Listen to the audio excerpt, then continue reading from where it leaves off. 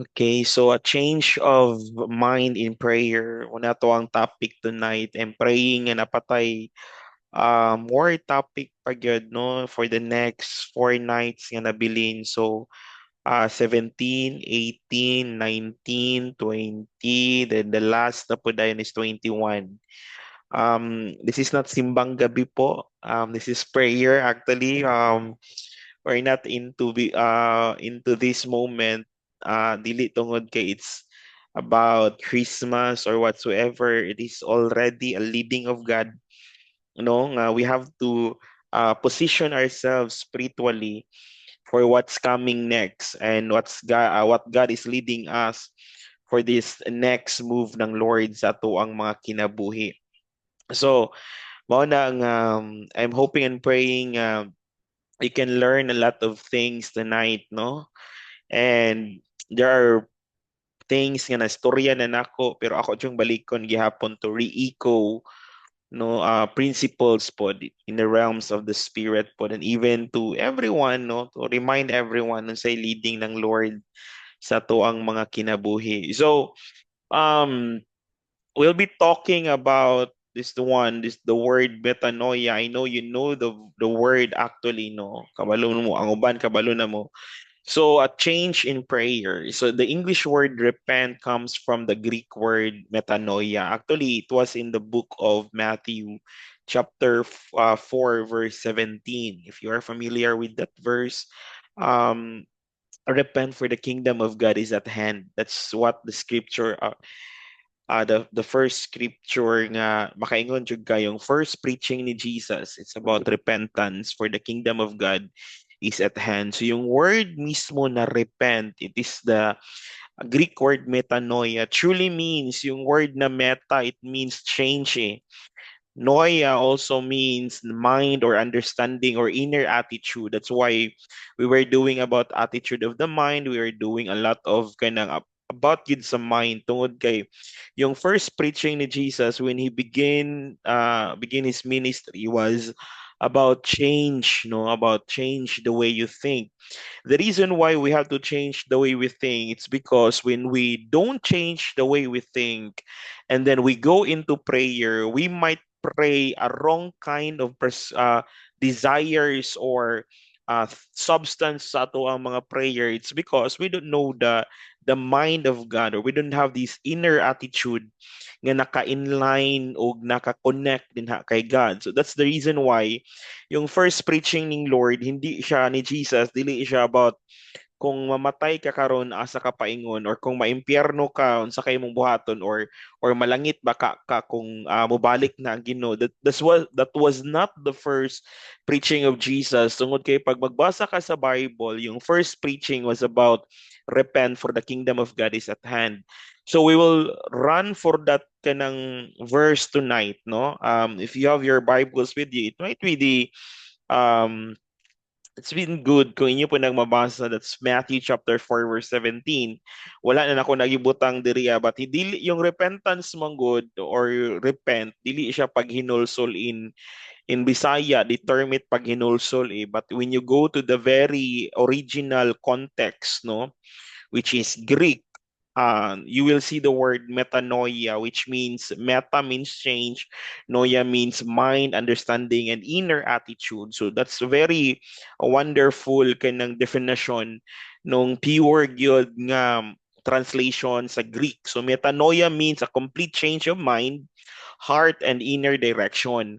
It is not merely feeling bad about sin, it's about profound inner transformation that leads to a significantly altered way of living. So, ang kuan kasi ang uban man go, they think na yung repentance was just naginulsul ka, nihila ka, and then it's enough. But when you see it in the scripture, when you see it truly in the scripture, repentance was about changing the way you think, because the moment the kingdom of God will work in you, the moment God will do something in your life, you are not interpreting all the miracles, all the provision according to your own mentality.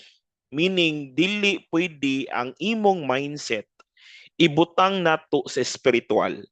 Dili pwede nga ang worldly nga mindset himuon na tog spiritual nga mindset. That's the reason why pag magbasa ka ng Bible, God will always tells us that to be carnally minded is death unto God. It's enmity unto God. It's the enemy of God when we are very carnal.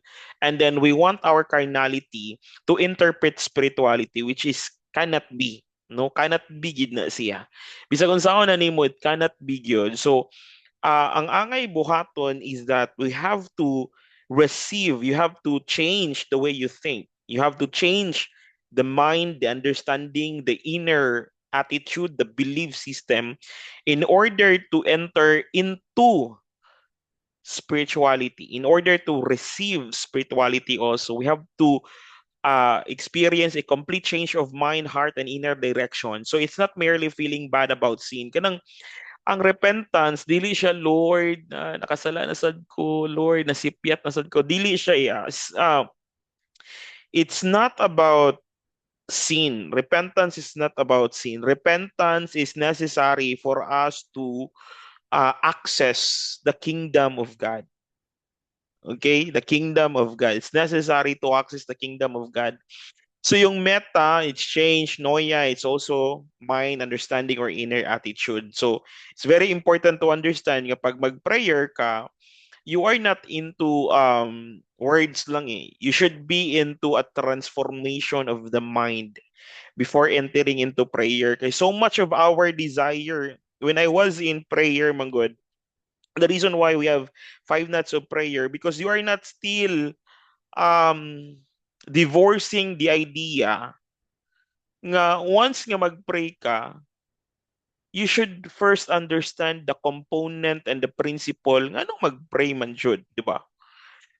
If mag-prayer man jud ko, am I asking the right kind of desire? Am I right, asking the right kind of prayer to God when I'm praying? So yung prayer man gud nato, we have to divorce the mentality nga Lord tabangi mi ani, tabangi mi ani, tabangi mi ani, tabangi mi ani, tabangi mi ani, tabangi mi ani. So ang idea man gud kay nahimo na hinuon ta nga kana bitang beggars in our own home, beggars in our own authority and power ba? They become beggars. So we have to understand that prayer should be according to the truth and the desire of God sa imuhang life. So it's not about tagaay ko ani, tagaay ko ani, tagaay ko ani. Lord, what's your will that I have to do? Because every time you are doing the will of God, there's always a provision and ang napita. And many people are trying to navigate in different form of understanding when it comes to prayer. So a transformed mind will allow us to pray a prayer that is able to transcend beyond human expectation. So that's the reason why prayer is very important, yet we don't understand the importance of prayer until mag-change ng mindset. Kasi yung change of mindset, it would really lead us into a wonderful kind of mentality when it comes to prayer. A lot of people, mingon sila, nagpray man mi kay Lord, nagpray man mi, pero wala man mi niya paminawan. It's not wala ka paminawan ni Lord. Your mentality is not capable to truly understand the will of God, no? Muna makaingon ang uban nga, dili na ko kay nagpray na ko niadto na ko ani nga simbahan, nagpray ko niadto ko ani nga simbahan, nagpray ko, nagdagkot ko kandila, nagdagkot ko ato, nagtuman ko sila hang gusto, kung unsay tradisyon didto gibuhat na ako, but it never come to existence. Wala may tubag gihapon sa ako. And we thought doing so means the Lord will answer us in our prayer. Wrong mentality means wrong kind of experience. That's the reason why a lot of people don't believe in prayer na, because many times we pray according to what we want. We are not praying according to the blueprint of His plan. What's your plan, Lord? Ano ba yung plano? Diba? So may plano ni mo, Lord. Kasi yung plan ni Lord, it will always leads us to satisfaction and fulfillment.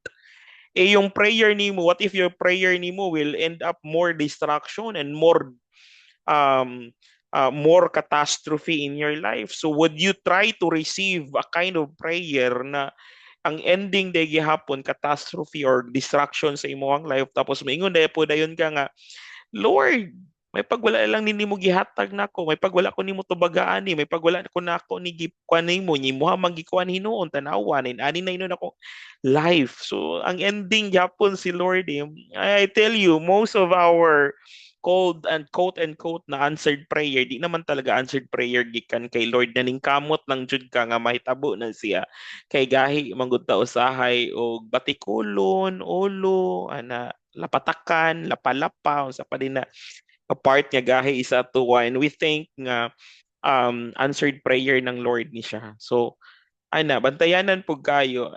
Makita na nato when we are transforming our mindset actually.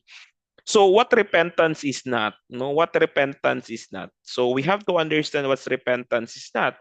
So understand repentance clearly, we must also know what it is not. So not just sorrow or regret, ay nagregret ko Lord nga no man gid to, not fear of punishment la, basig panisyan ko ani ni Lord, basig unyag kuan ko ani, maimpyerno ko ani, or maunsa ka ko ani. Not a temporary behavior change, no nga nabitong nabag-o lang ka kadyot pagkatadad balik na naman. So not a religious ritual, not religious ritual yung repentance, di naman na siya religious ritual nga kinahanglan nimo ibuhaton every day. Repentance is changing your mind, changing your inner attitude. It's not something you do outside of you, it's something you do inside of us, no? Everything in repentance is about in the inside of you, in the inside of us, not outside of us. So also, prayer becomes nothing when mindset is not transformed. So yung prayer, it becomes nothing when the mindset itself is not being transformed. So, ang power ng prayer is na sa substance ng prayer, not just praying. Dili lang ka, wala lang ka nag-pray eh. The substance of the word that you speak is the prayer. Not the moment, ay nag-pray ba ako kay kanina mga around 6 kay nag-pray ko. And it's not just nag-pray ka. What's the substance? What's the content of the prayer nga imuhang gistorya? No, what's the content and what's the substance of the prayer that you've said? Most of us, we think na pag nag-devotional na ka, goods na yun. Pag naka-pray na ka, goods na yun. But I have to remind everyone that the content of your prayer is the true prayer. It's not the time that you give when you pray. It's the content of the prayer. The substance of it, the content of it is prayer. Okay, ano sabay sulod sa imuhang prayer?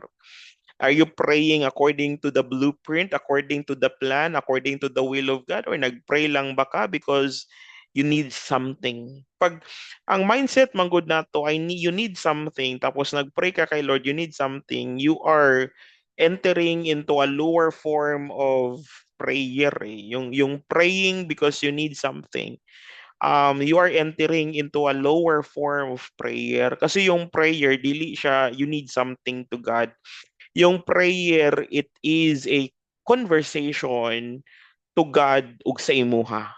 Okay? Most of you knows this pero ako lang naiikuan for everyone na yung prayer, it's a conversation with you and God, di ba? Dili lang siya ingon nga pag nakay need nga something kay Lord, nagka-pray dayon ka kay Lord, gai ko ani, unta Lord ko an, unta Lord ko an, unta Lord ko an. So prayer is not about you need something to God. It's a conversation. You talk to God, God talks to you.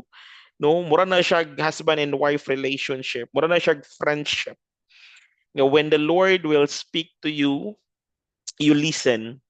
And when you speak to God, He listens. But most of the time, we want to speak to God because we want God to change everything in our lives. So you are not praying, guys. No, you are begging for it. So yung conversation every day, then we are doing declaration. Yung declaration, we are doing it according to the word of God. No ba ingon sa pulong sa Ginoo.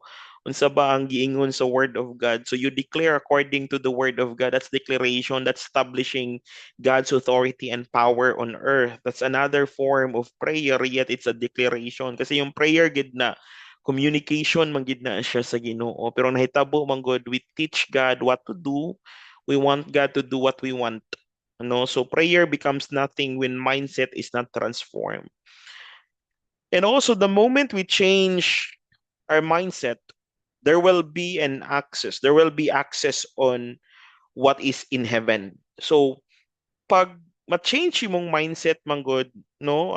Muna yung ng Bible, repent for the kingdom of God is at hand. So repentance will help you to access what God prepared in the spiritual realm. So the more you change your mind, the more you see what God wants you to access in your life right now, in your journey right now, in your destiny right now. That's the reason why it's very important to it's very important to renew the mind before prayer, 'di ba? It's very important to renew the mind before praying.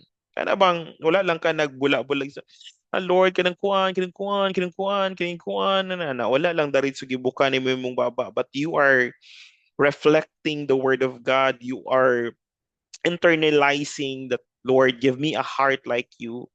Give me desire like you, that when I decree and declare this very morning or evening, Lord, I could establish the right word and say and command the right things in my life right now, to align the things in my life right now.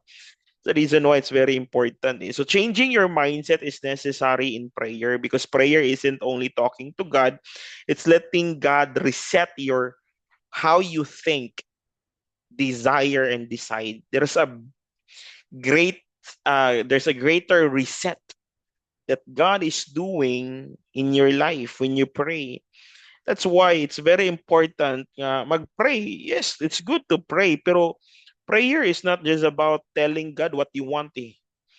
Prayer is not telling God what you want. Prayer is a communication to God. It's a mutual conversation with God. What He desire for you to do, what are the things you need to do, your destiny, your call, the things you need to change, the things you need to adjust in your life. So those are we talk about this in when we are in prayer. God will, when you're a friend of God, God will give you a private talk that ikaw lang ug siya magkasinabot anang dapita.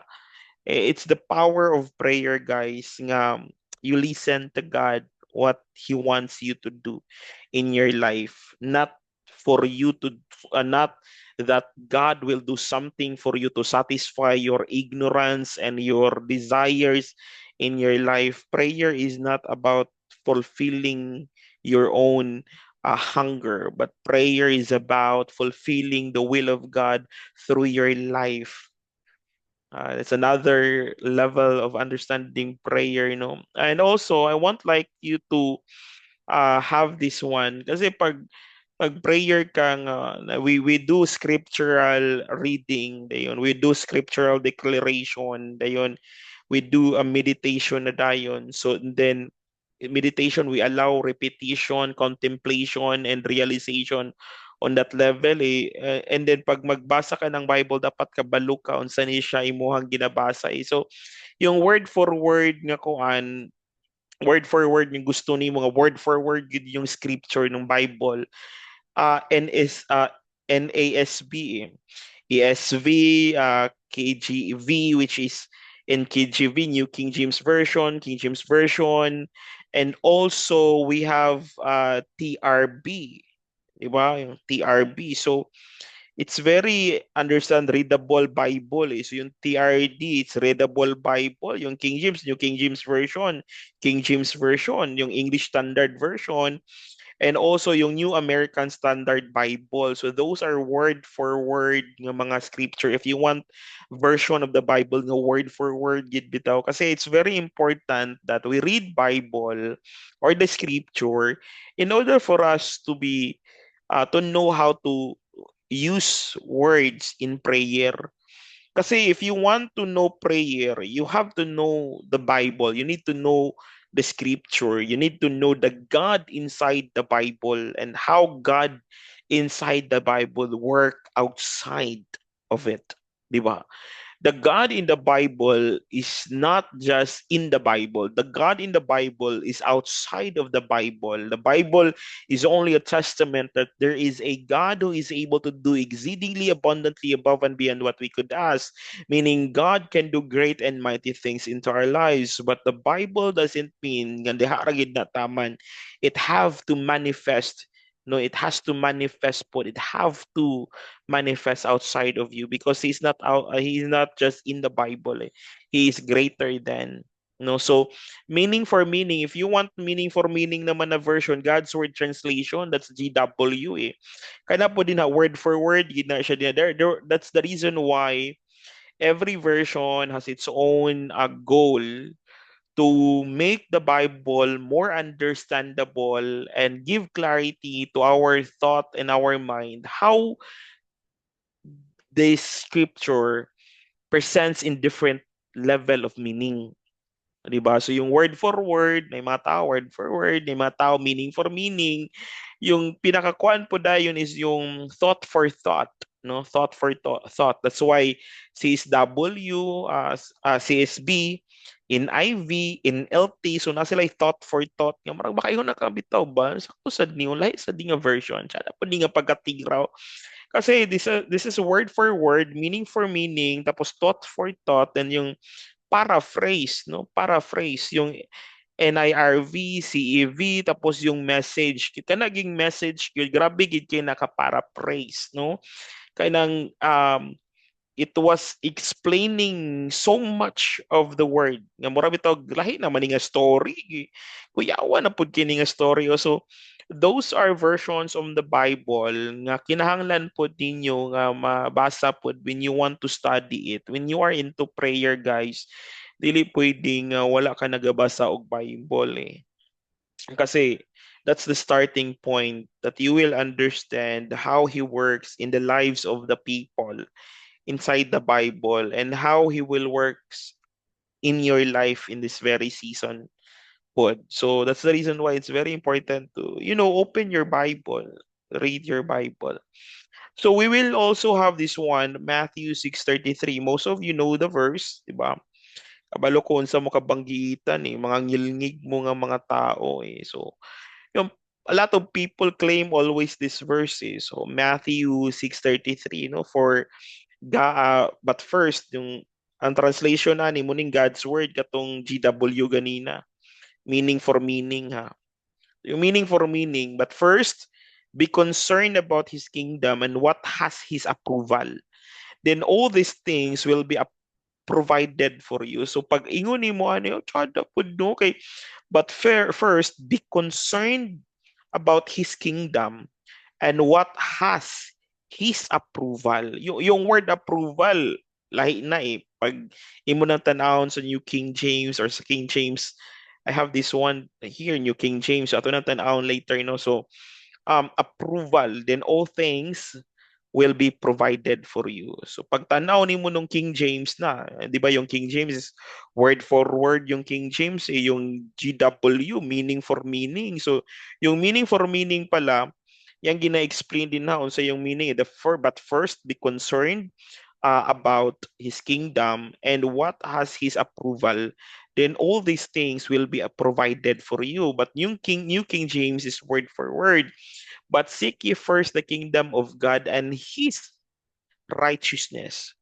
Yung approval o tsaka righteousness, same. Same.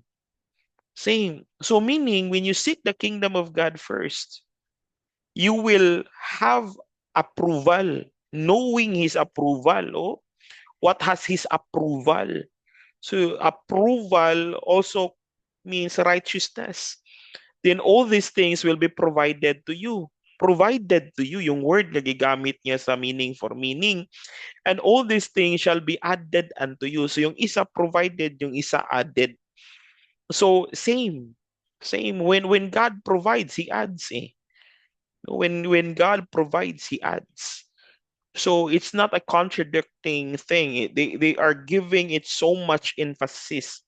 Kung emphasize kung unsa man gid dapat gid ang imuhang way nga masabtan imuhang scripture in a way nga ma-activate nato, ma-change nato imuhang mindset. So the more you seek the kingdom of God, you will know unsay approve diha kay God, which is his righteousness. And kabalo ka that it is also added to you. And when it is added to you, it is well provided also sa imuha. So, unsa pa gyud?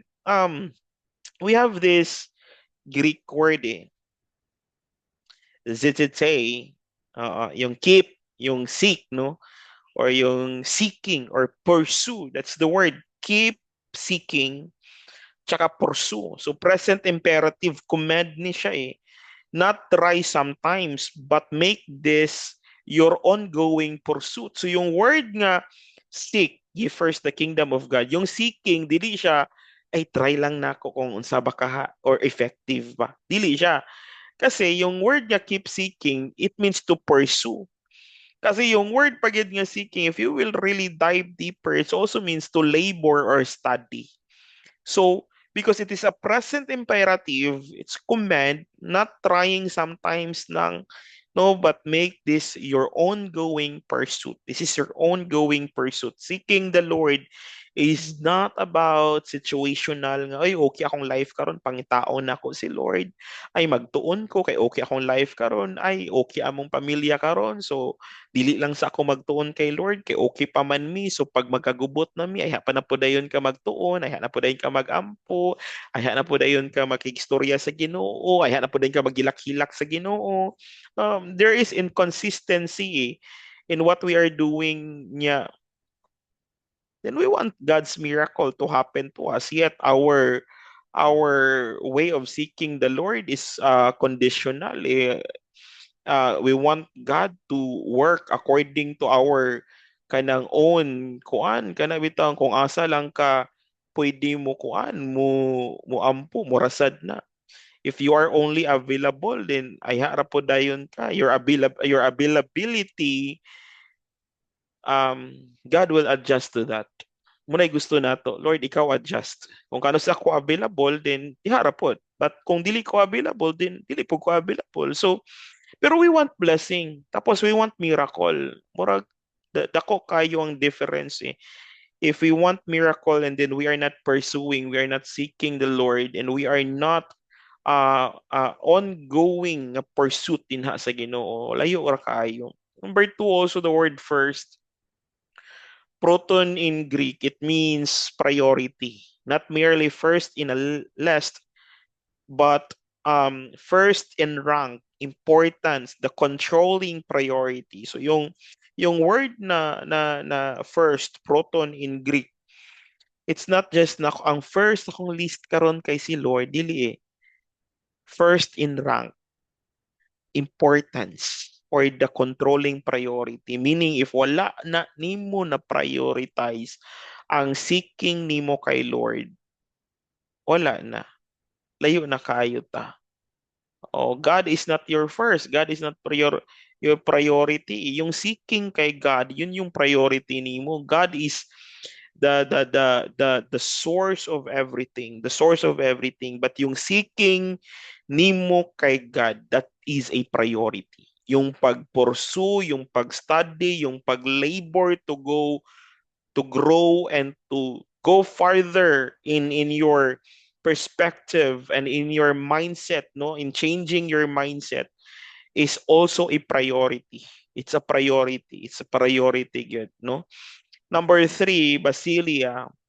That's the word kingdom. It means as reign or rule, not mainly a place you go to. God's rule, God's authority as king, and your life coming under that rule. So yung basilia, pag you are under the power and the authority and the presence of the king, you are basilia. You are under the authority and power of God. So the the, the moment you seek first the kingdom of God, you are into a pursuit, into a pursuit. of priority where God is the ruler of that. So yung pursuit nimo, yung seeking nimo, you are seeking the one who reigns, the one who rules, the one who has authority, the king in your life, no? So you have to understand yung prayer, it's not just about what do you want in life. It's about what's the blueprint, what's the will of God. Lord, imo akong gidalaan ni I'm so thankful gidala ko nimo ani, but what do you want me to do? There are things, Lord, nga dili kay nako mag-gets pa this time. Pero Lord, can you allow me to see it so that I can work on it, so that I could prepare myself, my character, my insight, my mindset on those things? Kasi dili naman every time sa ako ang prayer, nagsiyok, I decree and declare, I decree and declare, I decree and there were also a moment, guys, that I'm talking really to God, Lord, sa mind, what do you want me to do? Kasi dili kay na ako maklaro in this point of view, Lord, kung asa ko karon it's very clouded. So I need to go up higher. So unsaon man ako ni kay dili ko kasabot kung unsaon ako ni. And there are emotional roller coaster that is happening. So Lord, unsaon man ni nako ni Lord God, you can lead me, you can guide me because I am into your authority. I'm under your authority. I'm under the rule of the king. So when the king speak, it is the law and the power of the space kung asa ko nag-work out eh. So the moment you understand prayer as communication, as you're talking to God and you listening to God, people does not want this eh. Kasi we are impatient when it comes to prayer. Wala tayo pasensya kay we need to kuan eh. We need to have a minute, an hour, a day, days, months, even years just to hear what God wants to do into our lives. Di ba? So we are very impatient to that. And impatience is not required if you want to hear the word of the voice of God. What is required when you want to hear the voice of God is humility. Only those people who practice humility every seconds, every minute, every hour of their lives could hear God. Truly, it's a powerful thing. You humble down before the Lord. No, exclusively for the Lord, humility. So when you are into the authority of God, you will have conversations nga ikaw lang og si Lord. The reason why we do conversations with Him, it's because you can trust the Word of God. You can trust the Word of God. When the Lord will tell you, masabtan mo this is the Lord. Kasi nga, the more you read the Bible, the more you read the Bible, not on the letter of the Bible, but the Spirit, the, the Spirit that inspired the writings of the Bible, the more you read the Bible and you have the transformation of the mind, the word metanoia, when you read the Bible and when He will talk to you or speak to you in certain areas in your life, kabalo ka, it is the Lord. Kasi you already practice renewing of the mind eh. O renewing of the mind. So number 4, yung word righteousness. So yung word righteousness in Matthew's world, no, yung kay Matthew, this is living in alignment with what God requires. So yung righteousness means positioning, alignment. Rightness that shows up in actual obedience, that image management. So meaning, dili siya pakitang tao. You are truly positioning yourself kung unsa ang ginaingon ni Lord sa imo, and that position is obedience eh. So the more you seek the Lord, the more you prioritize God, and you are under the rule of God, the authority of God, then you are into righteousness, which is also positioning, and positioning means obedience. You shows up in actual obedience, not just pakitang tao nga, Depende kung sa buhaton sa Ginoo nara niya kung siyang gusto dili siya inana eh. It's not about kung sa gusto ni Lord eh. Are you willing to obey when God will talk to you and speak to you and guide you and mold you and shape you in this very moment of time? Are you willing to follow the Lord? Obedience. And also the last one, I think this is the last one. Um, it means will be added. It's a future passive, no.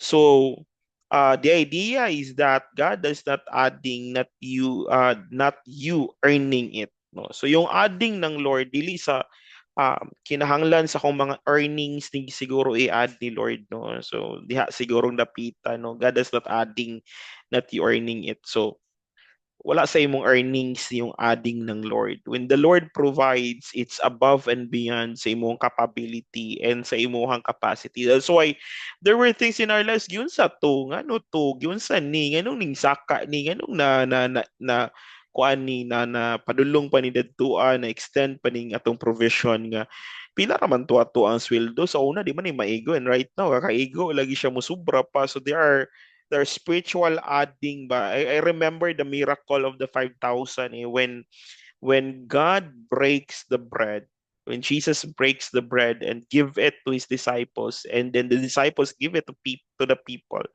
There was a miracle that happens in, di ba? Two fish, five loaves of bread. So the the the miracle happens during the breaking, you know, during the breaking. And they don't understand why there's provision and adding to that. Eh. So yung word na adding, it's not about adding, God is adding into your work or God is adding into your business or God is adding into the word adding means the Lord will add something that will sustain everything beyond and above your capability and your capability beyond your capacity. So that's the reason why the Lord adds. No, it's always on the breaking that miracles happens in adding or providing. No, sometimes we break it, di ba? We break it into what we called expenses. Eh.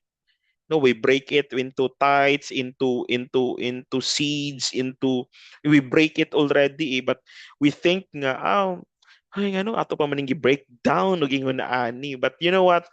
When we do the breaking, that's the moment of miracle there. There's a miracle in breaking. So the moment you break down all those things and you seek first God and move according to God's will and do it according to God's plan, miracles are happening talaga sa imuhang life.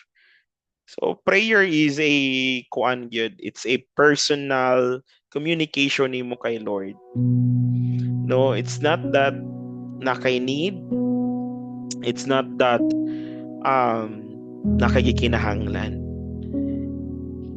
It is that you just talk to God as a normal, like you're talking to someone, to your father, talking like you're talking to your respectful husband or to the father who knows you.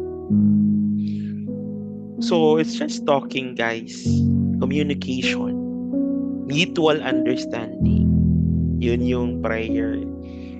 So tonight, I'm just telling you that we need transformation every day, renewing the mind every day.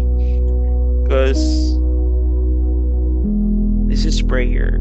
Tomorrow, maybe tomorrow, by God's grace, I will teach you the 3 levels of prayer, the basic levels of prayer, how it works to our lives, and how we should do it personally and every day sa atong life.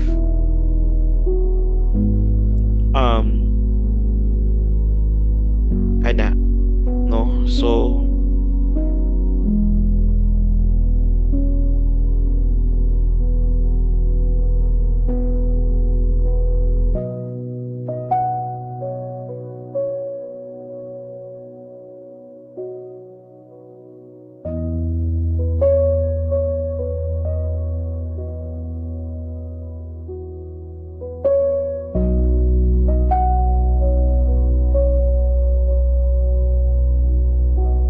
So tonight, I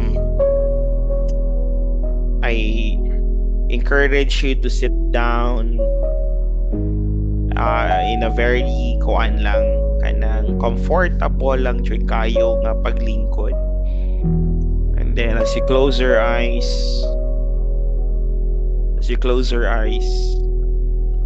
I encourage you to inhale and exhale. Inhale and exhale. Relax just for a moment as you relax yourself. And then as you relax yourself, I want you to know that prayer is a communication to your God, to your Father. And He's able to talk to you. He wants to talk to you. But you have to renew your mind so that you could hear Him. And the way to renew the mind is also to read the scripture, to live what the scripture is saying, to follow it spiritually, not just to follow it through your actions, but to follow it from the inside of you.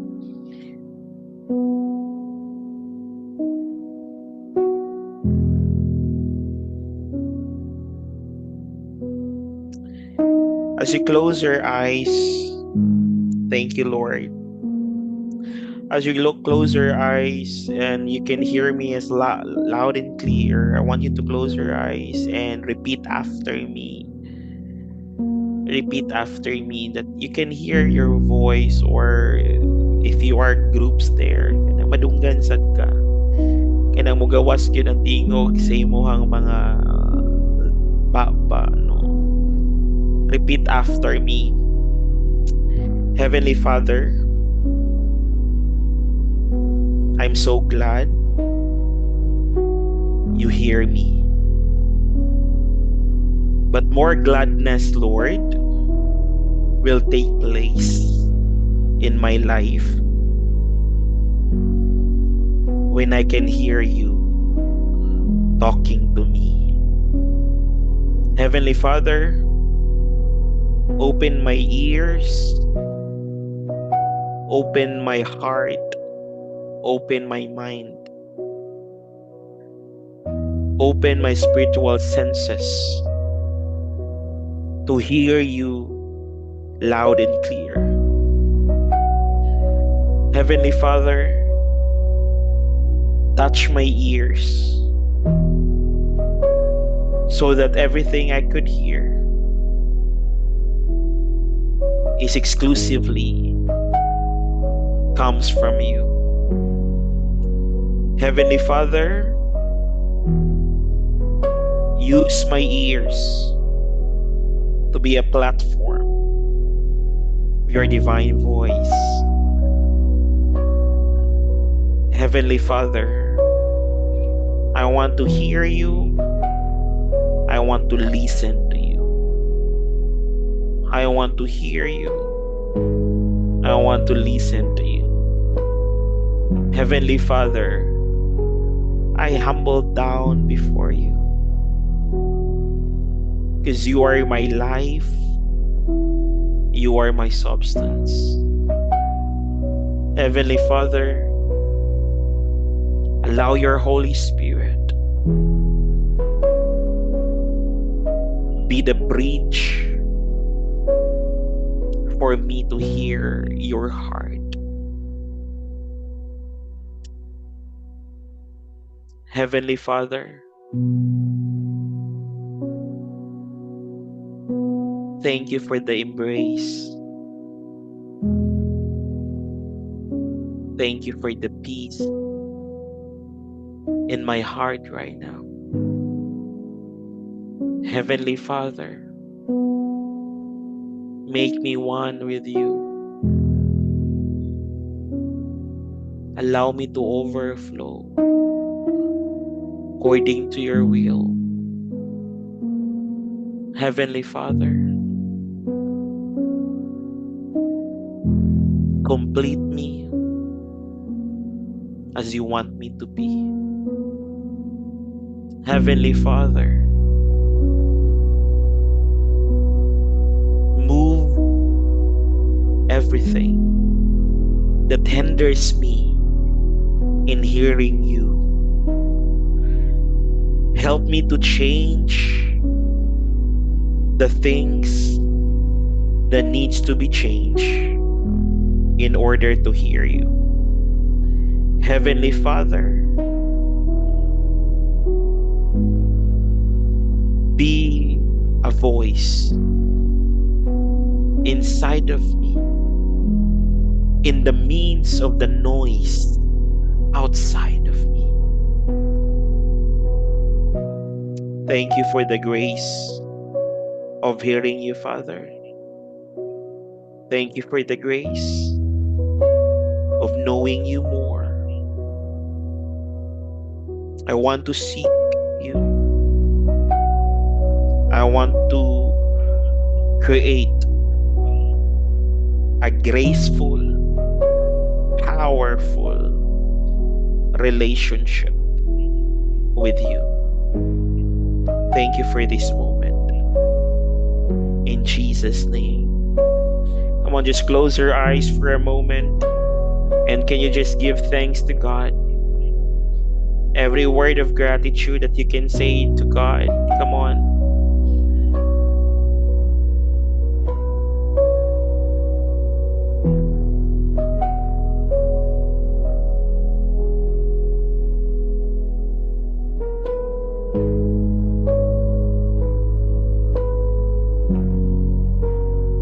Oh God, we thank you.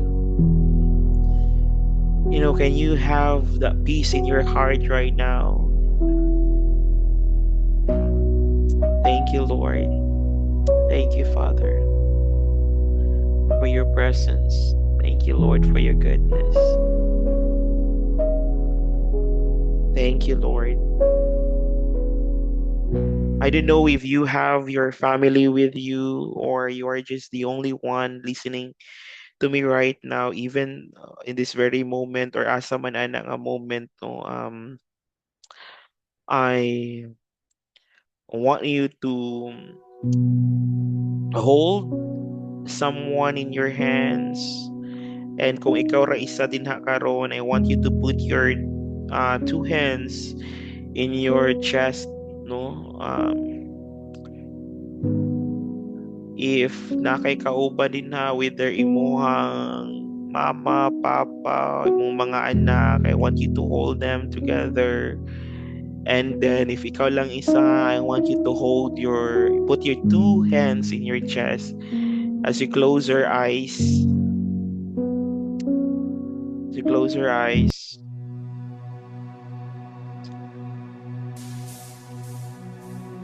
Let's pray. I give you time to pray for yourself or for someone with you right now. Come on, pray for them. Your children, your wife, your husband, your friends, or someone that is with you right now. Come on, pray for them.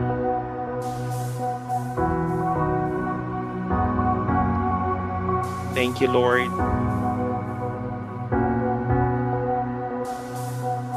Just pray for them. God, we praise you.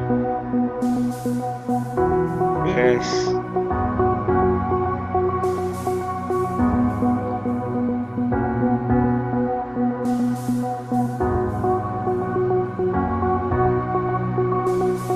Just pray for them. Just pray for them. Thank you, Lord. Thank you, Holy Spirit. There is power in your prayer. Come on, just pray for them. Every blessing that you can utter in your words, come on. Every blessing and favor that you could say. Every words that you can define or articulate. Say those words. Every success every values. God, we praise you. God, we exalt you in this place. Hallelujah. Is greater are you, Lord. Yes, the one.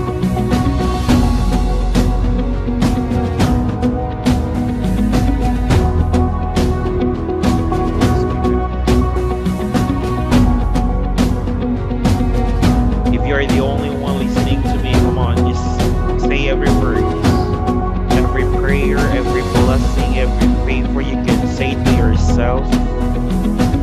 Put your two hands in your chest. God, we praise you. Hallelujah. Praise you, Lord. Thank you, Holy Spirit.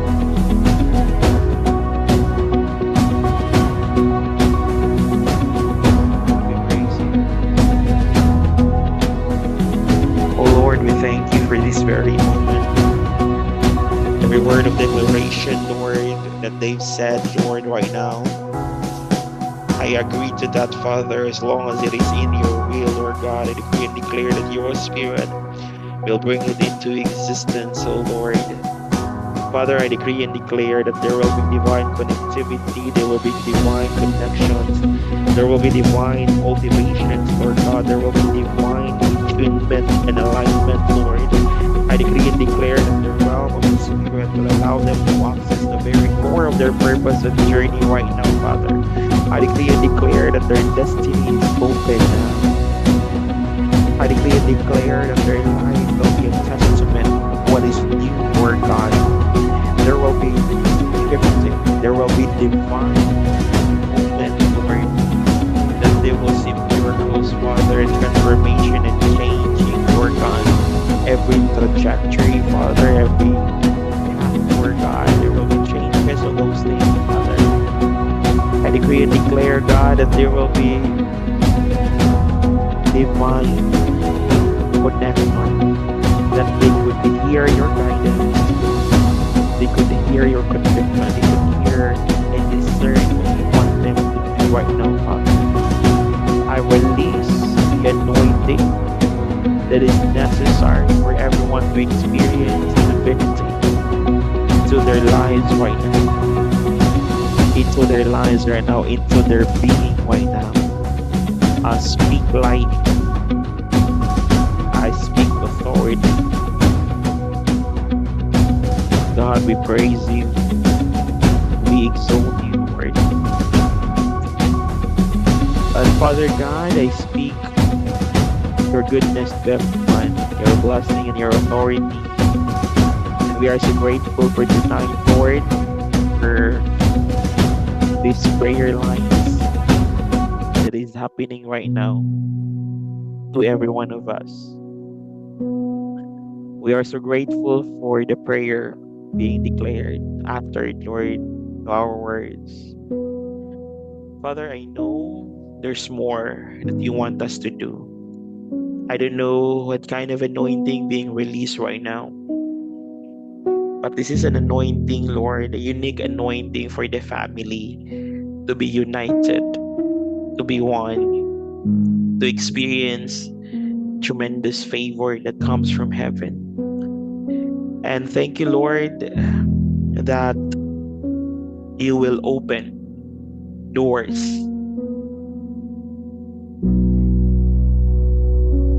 that we never expected to open. You will open those things because you are guiding us to enter into our next. Thank you so much, Lord, for this very moment, for everyone's life, for everyone's time, for everyone's moment, Lord God, that they give in order to experience you great and mightily into your presence. Father, I seal everyone's life. May you continue to use them greatly according to the destiny that you have put into their lives. May you continue, Lord God, to cultivate their lives like a garden, Lord. Somehow makita nila pohon, Ginoo, how beautiful life is in your presence. Kasi Father, when we are one with you, we could really define that life is so good. Life is full of mystery. Yet every time you open doors for us, Father God, we could really experience great and mighty things, mong good. We found the world good during the time we are very worldly, God. We find the world in its beauty because we don't yet experience divine encounter with you. But Father, in this very moment, we di ba encounter with you? Kanang mapantayan na mo sa mong kaugalingon, Father God, nga dili na ni kami, kundi ikaw na ni. If you allow, Father God, we want to walk in the space of greatness. In the space nga dili na po self ang naa, but image and likeness na nimo. Father, we are desiring spiritual substance, not worldly things, but spiritual substance. When favor, when blessing, when financial breakthrough happens, Father God, it's not because we are materialistic, pero you taught us that when favor will come, when blessing will come, when our finances and breakthroughs will come, it is for the kingdom. It's for the service of your glory here on earth. For other people to experience nga naagihapon ka, wala pa ka nahuman. And for these lost people to know nga love ni mo sila, as you love us so much also, into your presence, Lord. Right now, Lord, we are very blessed for your presence. Speak to everyone, Father, like you speak to my life. And thank you so much for their lives. Thank you for using them mightily for your glory. I seal their life through the anointing of your Spirit. Now to him who is able to do exceedingly abundantly above and beyond what we could ask or think for, according to the power that's living inside of us, may the precious presence of our Lord Jesus Christ, presence of the Holy Spirit, unite us together as one body in him. All glory, honor, authority, and thanksgiving, we bring it back to you, Lord. In the mighty name of Jesus Christ, we pray. Amen and amen. Whew, thank you everyone for your time. Stay blessed and see you tomorrow. Gabi gihapon.